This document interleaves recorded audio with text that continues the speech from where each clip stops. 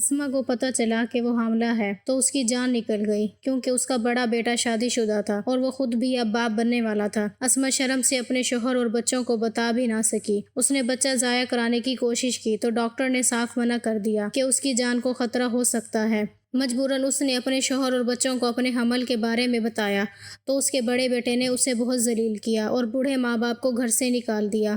اسما اور اس کے شوہر کرائے کے مکان میں رہنے لگے۔ پھر ایک دن اسما کا بیٹا اسے ڈھونڈتا ہوا آیا اور پیروں میں گر کر کہنے لگا، اماں مجھے معاف کر دیں، مجھ سے بہت بڑی غلطی ہو گئی ہے، اور پھر ایک ایسا سچ بتایا کہ اسما کے تو ہوش ہی اڑ گئے۔ اسما کے بیٹے کے بچے تو سرکاری ہسپتال کے کمرے میں اس وقت لاچار سی حالت میں وہ ڈاکٹر کے سامنے موجود تھی۔ ڈاکٹر نے اسے جو خبر سنائی وہ سنتے ہی اس کے پیروں تلے سے زمین نکل گئی۔ وہ سوچ بھی نہیں سکتی تھی کہ اس کا شک یقین میں بدل سکتا ہے۔ اس کے ہاتھ پیر ٹھنڈے ہونے لگے۔ ڈاکٹر نے اسے سخت نظروں سے گھورا، حالانکہ وہ خود بھی ایک خاتون تھی، لیکن سامنے بیٹھی اسما کو وہ عجیب نظروں سے گھور رہی تھی۔ اسما بی بی، تمہارے پیٹ میں 5 ماہ کا حمل ہے۔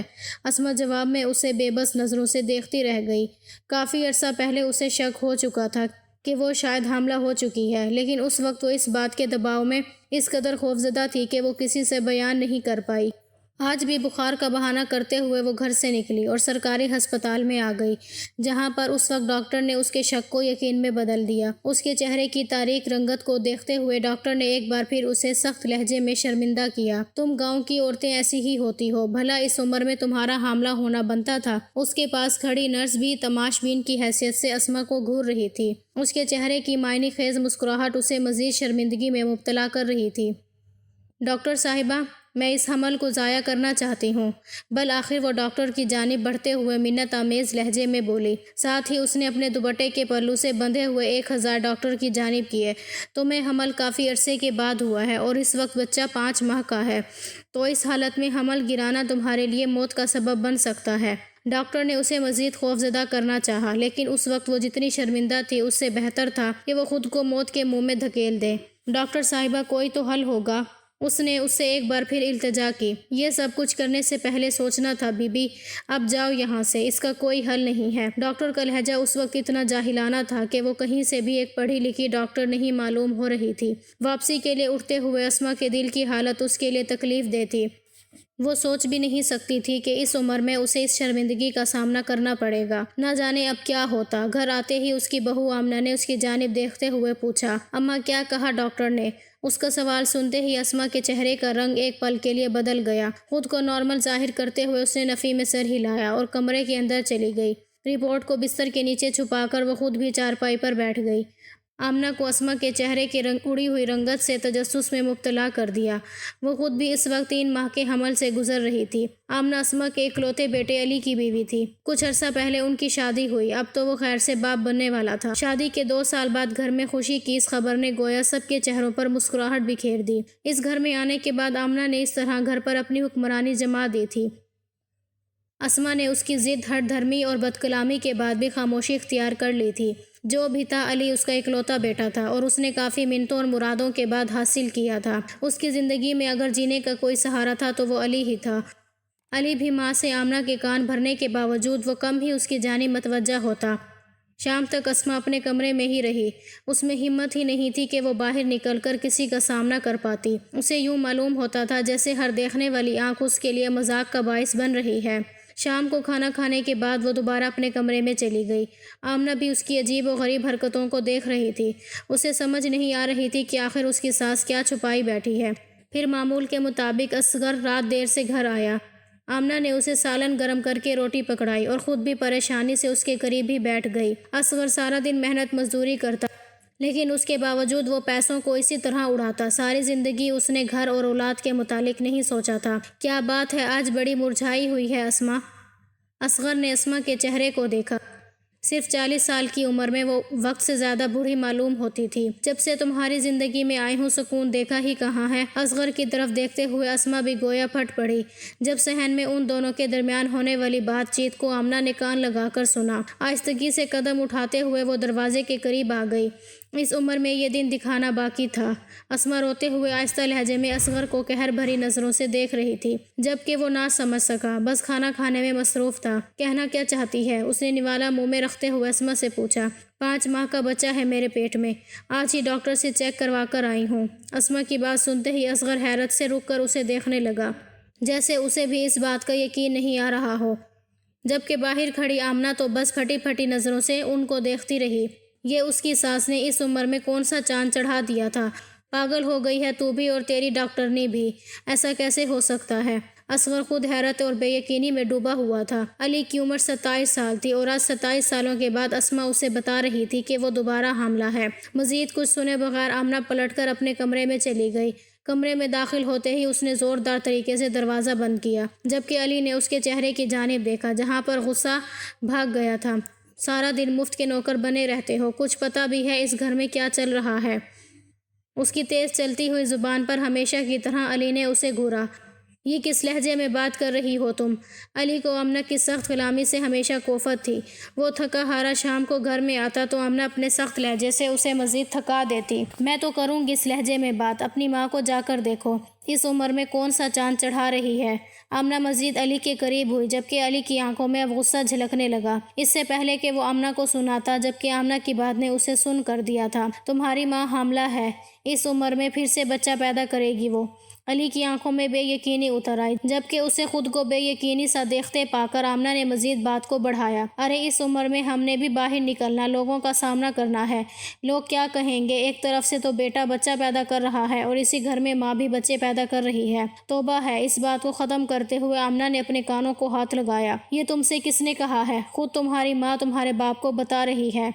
नहीं यकीन तो जाकर पूछ लो। उसके कमरे से आती हुई आवाज़ों पर अस्मा ने दहलकर असगर की जानिब देखा। उस सोच ने ही उस पर शर्मिंदगी तारी कर दी थी कि अब उसका बेटा भी उसकी हालत से वाकिफ़ हो चुका है। आखिर वो क्या सोचता होगा अपनी माँ के बारे में। असगर भी इस बात पर खासा शर्मिंदा नज़र आ रहा था। सारी ज़िंदगी असगर ने उस बात को मद्देनज़र रखा था कि औरत की अहमियत बस इतनी ही होती है कि वो हर वक्त मर्द को बिस्तर पर दस्तयाब पाई जाए। ये चीज़ उसके जहन में किसी जहरीले मादे की मानित भर दी गई और इसी वजह से वो आज भी अस्मा का कोई जवाज़ काबिल कबूल नहीं समझता, चाहे वो बीमारी की हालत होती या खुशी का कोई मकाम आता। असगर अक्सर अस्मा के इनकार पर उसे मारपीट पर उतर आता। कितनी ही बार अस्मा ने सिर्फ इसी वजह से मार खाई कि वो असगर को ये समझाने की कोशिश करती कि अब इनकी उम्र नहीं रही, अब उनके घर में उनकी बहू मौजूद है और जवान बेटा भी। अली उसकी तबीयत से वाकिफ़ था, कोई भी उसके सामने बात को दोहराता नहीं था। उसके बाद आज हकीकत उसके सामने थी। इस उम्र में हामला होने की खबर अस्मा ने उसे सुनाई तो उसे भी शर्मिंदगी ने घेर लिया। शादी के बाद एक अरसा वो बे औलाद रही और उस अरसे में उन्होंने मुख्तलिफ दवाइयों का इस्तेमाल भी किया, हर देसी इलाज को अपनाया और उसके बाद अल्लाह ने उनकी गोद में अली को डाल दिया। अमल के आखिरी दिनों तक भी असगर अस्मा को इस्तेमाल करने से बाज नहीं आया। वो ये समझता था कि अल्लाह ने मर्द पर औरत को बिल्कुल जायज़ करार दे दिया है और जब भी चाहे जिस हालत में चाहे उससे अपनी ख्वाहिश की तकमील कर सकता है। कभी कभार अस्मा का दिल चाहता कि वो किसी से इस मामले का जिक्र करे, लेकिन फिर शर्मिंदगी की बिना पर खामोशी इख्तियार कर लेती। सुबह तक नींद उसकी आंखों से कोसों दूर थी। वो बस इसी परेशानी का शिकार थी कि अली का सामना कैसे करेगी। सुबह आमना उसे कमरे में ही चाय देकर गई, क्योंकि उसने बहाना बना लिया था कि उसके सर में शदीद दर्द है। अली से उसकी मुलाकात नहीं हुई। आमना उसे जाते जाते जिन नज़रों से घूर रही थी वो एक बार फिर परेशानी का शिकार हो गई। अली काम पर चला गया और असगर भी घर से बाहर चला गया। तभी वो बाहर आ गई। आमना ने अपनी तसल्ली के लिए एक बार फिर उससे इस बात की तस्दीक चाही, लेकिन अब उसके पास इस बात को तस्लीम करने के अलावा कोई चारा नहीं था। मजबूरन इस उम्र में इस बात को तस्लीम करना पड़ा। अम्मा वैसे इस उम्र में तुझे शर्म नहीं आई। आमना ने बगैर किसी झिझक के अस्मा को देखते ही कह दिया। अब भी वक्त है, बच्चा गिरा दे। इस उम्र में बच्चा पैदा करेगी तो कौन देखभाल करेगा तुम्हारी। मैं खुद इसी हालत में हूँ। आमना ने अपनी जानिब से उसे मुखलिसाना मशवरा दिया। डॉक्टर कहते हैं कि अगर बच्चा गिराने की कोशिश की तो ये बहुत ख़तरनाक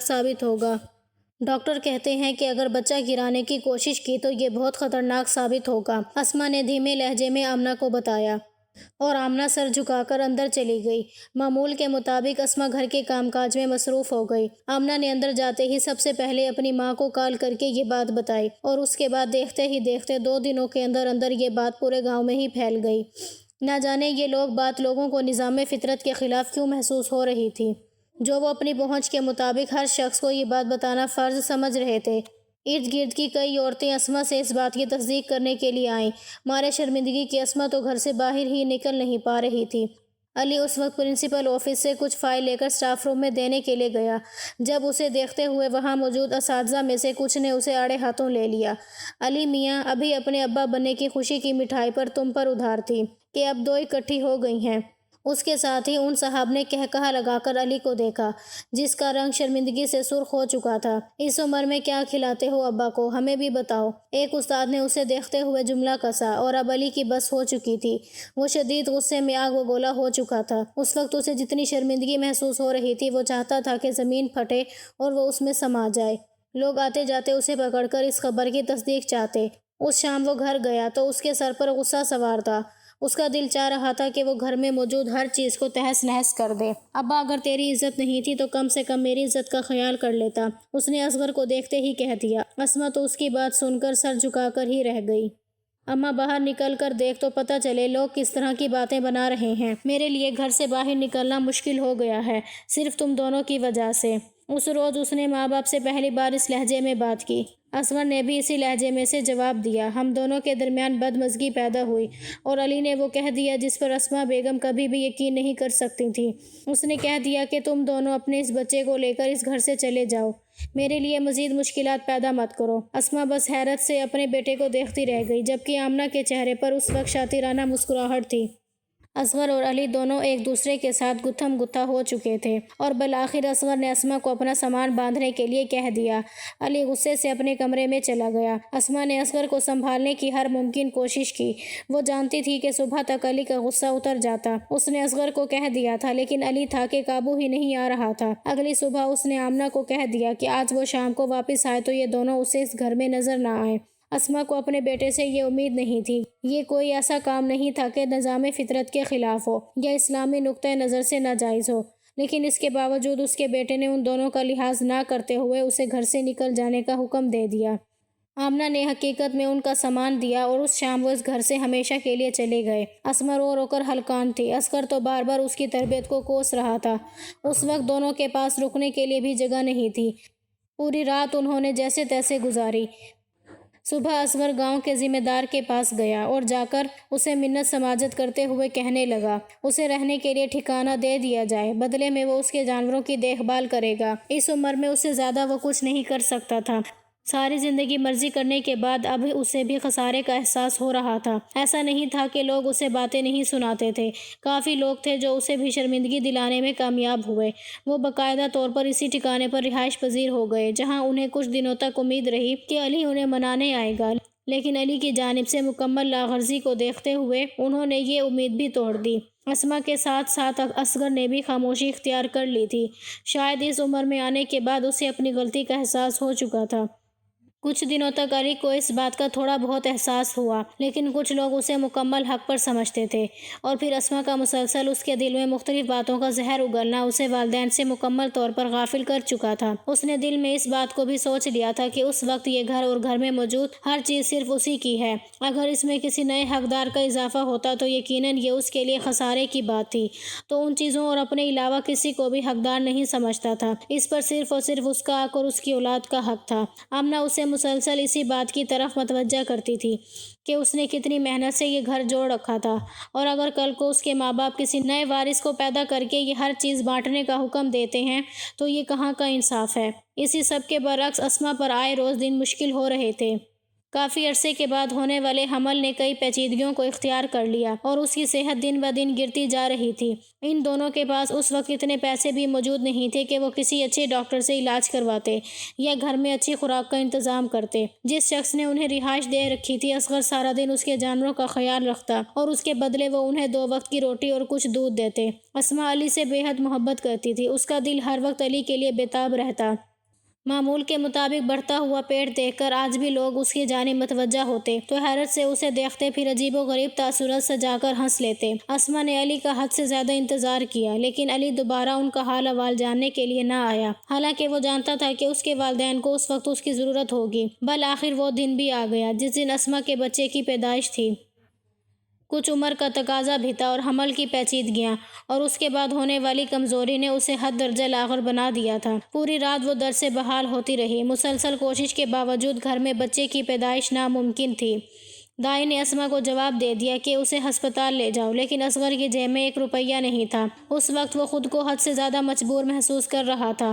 اس نے اپنے جاننے والے ہر شخص کے سامنے ہاتھ بڑھایا، لیکن کسی نے بھی اس کی مدد نہیں کی۔ اسما کو یقین ہو چکا تھا کہ اب اس کا آخری وقت آ چکا ہے۔ درد سے بے حال ہوتے ہوئے اس نے صرف علی سے ملنے کی خواہش ظاہر کی۔ اصغر اس کی حالت کو سمجھ سکتا تھا، لیکن ایک بار پھر علی کے دروازے پر جانا اس کی عزت نفس کے خلاف تھا۔ نہ چاہتے ہوئے بھی وہ علی کے دروازے پر جا کے کھڑا ہو گیا۔ آمنہ نے اسے دیکھتے ہی واضح لفظوں میں کہہ دیا کہ علی اب ان کی کوئی مدد نہیں کر سکتا۔ کچھ عرصے کے بعد ان کے اپنے گھر بچے کی پیدائش ہے اور اس وقت وہ کوئی بھی مالی امداد کرنے کے قابل نہیں ہے۔ مجھے صرف علی سے ملنا ہے، اس کی مدد نہیں چاہیے۔ اس نے ایک بار پھر آمنہ سے درخواست کی، لیکن آمنہ نے اسے کہہ دیا کہ علی نے ملنے سے منع کر رکھا ہے۔ وہ علی کے سکول کے دروازے پر بھی گیا۔ چوکیدار نے بھی علی کو بتایا کہ دروازے پر اس کا باپ کھڑا ہے اور اس سے ملنا چاہتا ہے، لیکن علی نے باپ سے ملنے سے انکار کر دیا اور اصغر خالی ہاتھ واپس لوٹ آیا۔ اصغر نے سرکاری ہسپتال میں اسما کو داخل کروا دیا اور وہاں پر لوگوں کی منت سماجت کر کے انہیں اپنی مدد کے لیے قائل کیا، یہاں تک کہ اسے ایک وقت میں اسما کی دوا لانے کے لیے سڑک سے بھیک بھی مانگنا پڑی۔ اسما کو آپریشن کے بعد اللہ نے ایک بار پھر سے بیٹے سے نوازا تھا۔ وہ لاغر سا اصغر کے ہاتھ میں بلک بلک کر رو رہا تھا اور اصغر اسے دیکھتے ہوئے رو رہا تھا۔ ایک بیٹے نے انہیں گھر سے نکال دیا اور ان کی پرواہ تک چھوڑ دی، جبکہ اللہ نے انہیں پھر سے بیٹے سے نوازا تھا، جس کے لیے انہوں نے سڑک سے بھیک تک مانگنا گوارا کر لی۔ اسما کو وارڈ میں لا کر رکھا گیا تو ارد گرد کی خواتین بھی اس کی جانب متوجہ ہوئیں۔ کچھ نے ہمدردی کے طور پر اسے آسرا دے دیا تو کچھ خواتین تو اس وقت بھی اسے مذاق کا نشانہ بنا رہی تھیں اور کچھ ظاہری افسوس سے اسے دیکھ رہی تھیں۔ ایک دوسرے سے سرگوشیاں لہجے میں شرماتے ہوئے وہ یہی بتا رہی تھیں کہ اس عمر میں انہوں نے بچہ پیدا کیا ہے۔ اسما تو اس ننھے سے وجود کو دیکھ کر نہال تھی۔ جتنی مشکلوں کے بعد وہ اسے اس دنیا میں لے کر آئی تھی، وہ اس کے لیے کوئی معجزہ ہی تھا۔ ماں عمر کے ہر حصے میں ماں ہی ہوتی ہے۔ ماں کے لیے عمر معنی نہیں رکھتی۔ اس کی ممتا اس ننھے وجود کو دیکھ کر بے حال تھی۔ اس نے اسے سینے سے لگایا تو بے اختیار ہی انہیں علی کا ننھا وجود یاد آ گیا۔ اس کے پیدا ہونے پر بھی انہوں نے اس طرح خوشیاں منائی تھیں، اور آج وہ لوگوں سے اتنا عاجز آ چکا تھا کہ ماں کو آخری خواہش کے طور پر بھی ملنے نہیں آ پایا۔ اب اس کے بعد علی کی کمی کو کسی حد تک پورا کرنے کے لیے یہ وجود موجود تھا۔ دن اسی طرح گزرتے گئے اور ہر گزرتے ہوئے دن کے ساتھ مشکلات بھی کم ہوتی چلی گئیں۔ وہ بچہ آہستہ آہستہ بڑا ہو رہا تھا اور اسما کے لیے علی کی یاد میں کمی کا باعث بنتا۔ اصغر بھی اب کافی حد تک اس بچے سے دل لگا چکا تھا۔ اصغر کی عمر تقریباً 60 سال کے قریب تھی۔ اب اسے کام کرتے ہوئے مشکلات کا سامنا ہوتا، لیکن پھر بھی اس کے لیے یہ رہائش کا انتظام ہوا اور گھر کا چولہا جلتا رہے، اسے کام کرنا پڑتا۔ اب آہستہ آہستہ اس کی آنکھیں بھی ساتھ چھوڑ رہی تھیں۔ اس عمر میں انہیں علی کی ضرورت تھی۔ علی ان سے منہ موڑ کے بیٹھا تھا۔ اپنے ننھے سے مہمان کے انتظار میں وہ اتنا خوش تھا کہ اسے اپنے کندھوں پر موجود ہر ذمہ داری کو خیر آباد کہہ دیا۔ بچہ 1 ماہ کا ہوا تو ایک بار پھر اسما علی کے گھر گئی۔ آمنہ اور علی نے خوش دلی سے اس سے ملاقات نہیں کی اور بس وہ رنجیدہ سی واپس لوٹ آئیں۔ اس روز اصغر بھی اس سے ناراض ہوا کہ اپنی عزت نفس کو روند کر بار بار اس کے دروازے پر کیوں جاتی ہو۔ اپنے ماں باپ کو ناراض کر کے علی خدا کی ناراضگی کو مول لے رہا تھا۔ اسے اندازہ بھی نہیں تھا کہ وہ خود کو ایک ایسے گھڑے میں گرا رہا ہے جو صرف پچھتاووں اور ندامتوں سے بنا ہوا ہے، اور اس گھڑے میں مکمل گرنے کے بعد صرف پچھتاوے اور ندامتیں ہی مقدر بن جاتی ہیں۔ اندر ہی اندر اسما کو بے-تابی سے علی کی اولاد کا انتظار تھا۔ ہر ماں کو اپنے بچوں کی اولاد سے خاص انسیت ہوتی ہے۔ بالآخر اللہ نے علی کی گود میں بھی بچہ ڈال دیا۔ اسما نے بس سنا تھا کہ اللہ نے علی کو بیٹے سے نوازا ہے۔ اسما کا دل چاہا کہ وہ ایک بار پھر جائے، لیکن اصغر نے اسے منع کر دیا۔ وہ خود بھی نہیں چاہتی تھی کہ وہ بار بار اس طرح سے رنجیدہ لوٹ آئے، ان کا بیٹا بار بار ان کے دل دکھانے کی وجہ بنے۔ وہ یہ ہرگز نہیں چاہتے تھے۔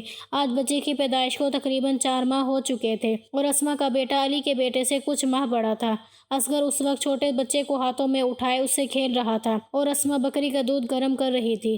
تب ہی دروازے پہ دستک ہوئی۔ ان مہینوں میں یہ پہلی مرتبہ تھا جب کسی نے اس بوسیدہ دروازے پہ دستک دی تھی۔ اسما کا دل دھڑکنے لگا۔ زندگی میں وہ کون سا ایسا لمحہ نہیں تھا جس لمحے اس نے علی کو یاد نہیں کیا تھا۔ آنے والی ہوا کی سرسراہٹ میں بھی وہ علی کی آمد کو ڈھونڈتی رہتی۔ دودھ کو نیچے رکھتے ہوئے وہ تیزی سے دروازے کی جانب بڑھی اور دروازہ کھول دیا۔ ایک لمحے کے لیے اسے یوں محسوس ہوا جیسے اس کا دل بند ہو جائے گا۔ دروازے کی چوکھٹ پہ علی کھڑا تھا، جس کے ہاتھوں میں لپٹا ہوا ننھا سا وجود، شاید اس کا بیٹا۔ اسے دیکھتے ہی اسما کی دھڑکن بے ترتیب ہونے لگی۔ اس کی آنکھوں میں ننھے ننھے آنسو چمکنے لگے۔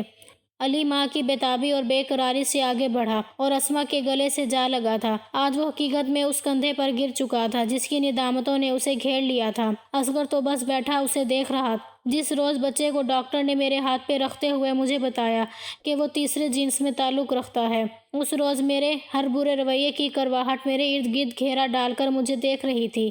اس کے منہ سے یہ بات سنتے ہی اسما نے دہل کر اپنے دل پر ہاتھ رکھ لیا۔ اپنی ساری زندگی وہ تکلیفوں میں گزار سکتی تھی لیکن اپنے بیٹے کی آنکھ میں آنسو نہیں دیکھ سکتی تھی۔ وہ جانتی تھی کہ اس وقت وہ اس کیفیت کا شکار ہے۔ ماں، آج لوگ مجھے میرے بچے کے حوالے سے عجیب و غریب نظروں سے دیکھتے ہیں۔ آج مجھے اس کے وجود کو دنیا میں لانے کے بعد بھی چھپا کر رکھنا پڑتا ہے اور شاید ساری زندگی اسے چھپا کر رکھنا پڑے، لوگوں کی درندگی سے، لوگوں کی نظروں سے۔ اسما اصغر اپنے سامنے بیٹھے اپنے جوان بیٹے کو درد سے روتا ہوا دیکھ رہے تھے، لیکن اس وقت ان کا کلیجہ چھلنی ہو رہا تھا۔ آج اتنے مہینے ہو چکے تھے اور ہر رات علی پچھتاوے کی آگ میں جلتا۔ جب بھی وہ اس خود وجود کو اپنے ہاتھوں میں اٹھاتا تو اسے اس وجود کا خیال تڑپانے لگتا جس کو ماں کی کوکھ میں دیکھ کر اس نے صرف شرمندگی کی وجہ سے، نفرت کی وجہ سمجھ لیا۔ یہ خدا کی مخلوق ہے اور اس کی بنائی ہوئی کوئی چیز نامکمل نہیں۔ اصغر نے اس کے کندھے پہ ہاتھ رکھتے ہوئے اس کے نامکمل وجود کو بھی تسلیم کر لیا۔ وہ دنیا کی نظر میں نامکمل سہی، لیکن ان کے لیے ان کے بیٹے کا خون تھا۔ اسما اور اصغر نے اسے معاف کر دیا اور اس روز علی انہیں اپنے ساتھ گھر لے آیا۔ آمنہ نے بھی اسما سے معافی مانگی۔ اس کو احساس ہو چکا تھا کہ خدا کے معاملات میں مداخلت کی اجازت کسی کو بھی نہیں۔ خدا را اپنی بنائی ہوئی حدود سے باہر نکل کر دیکھیں۔ خدا کی حدود بہت وسیع ہے۔ ہر دنیا میں آنے والا وجود خدا کی مرضی سے آتا ہے۔ کسی کو بھی مذاق کا نشانہ مت بنائیں، کسی کے لیے تماشبین کا کردار مت ادا کریں۔ یہ قدرت کا اصول ہے، وہ تماشا دیکھنے والوں کو تماشا بنا دیتی ہے۔